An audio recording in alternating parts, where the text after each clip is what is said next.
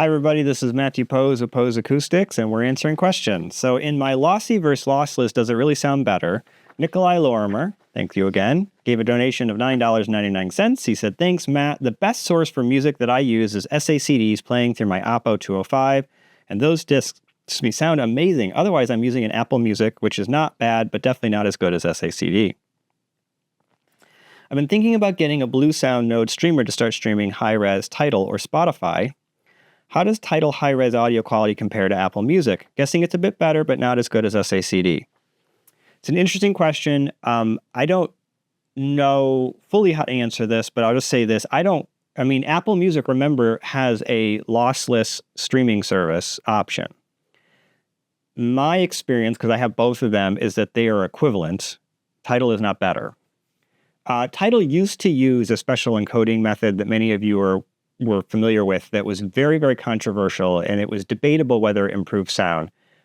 I think that it went bankrupt maybe and got bought up. I don't remember the details of that one anymore, but in any case, Tidal moved away from that and they moved on to FLAC.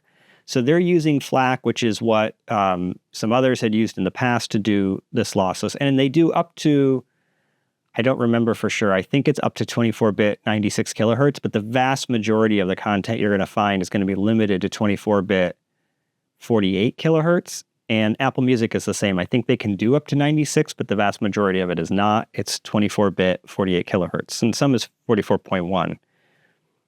In my experience, the music sounds pretty much exactly the same when you play the same recording. Again, it has to be the exact same recording on Apple versus Tidal. What started to happen more and more with Apple, which is tricky, although you can turn it off and then you can go back to the stereo version, is that Apple is all in on spatial audio, which I'm not against. I like conceptually, spatial audio has the potential to dramatically improve sound. I hear people argue this, and it's one of those things. Those of you who think that's not true are wrong, period. And I can explain why that is later, but that's not the point I'm making here. So, they're all in on spatial audio. Right now, spatial audio is like a minefield. You don't know what you're going to get, and some of it is very destructive. So the concept, why I say you're wrong if you think that this is not actually going to improve sound, is that the whole goal, we've said this many times, is to suspend disbelief and transport you into the musical event. Now, in modern recordings, a musical event is not a real event. That event does not exist. In modern recordings, the musical event is this artificial event that's been created through the mixing process. And so it's whatever the mixing engineer and the artist intended for you to hear.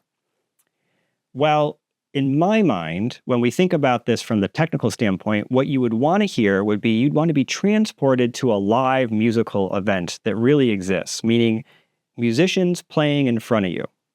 Well, some people take a different perspective. They want you to feel like you are a part of the band.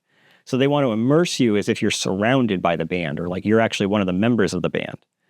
And then there are those who take a more fantastical view where it's not even that. It's completely artificial. They just want you to be immersed and enmeshed in this musical experience where it's not meant to recreate something that ever could or would really exist. It's simply meant to entertain.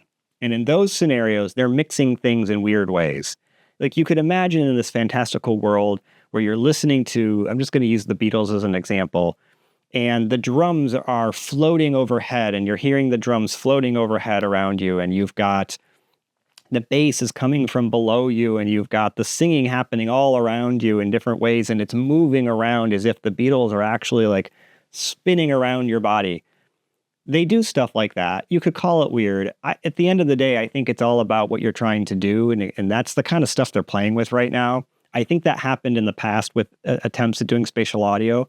My preference would to go back to the more realistic of I want to be transported to a real musical event, not this fantastical stuff. But, it's kind of like people who like realism versus, the forms of art that are more focused on expressing art, the emotions that you would get. It's not real, but in some ways it's a better expression of, like impressionist art. It's a better expression of the impression you get when you would be there in real life. Because it's hard for anything to ever be truly real. So sometimes just giving up on real is better. Okay, so we got way off base here. So the reason I brought all that up is that with Tidal, less of it is surround and more of it is stereo. And then it's that higher quality stereo because the surround stuff is not lossless, it's lossy. And the quality is not quite as good, although whether you could hear it, certainly we could debate that. So my experience has been that they are equivalent when you're looking at equivalence. And if you really want to maintain that and you don't like the spatial audio, or you want to go with the higher 24-bit, 48 or 96 kilohertz, turn off spatial audio, probably on both of them, so that neither one is trying to play the surround tracks for you, and it should be fine. I actually did some comparisons against SACDs, and I really didn't find much difference myself either.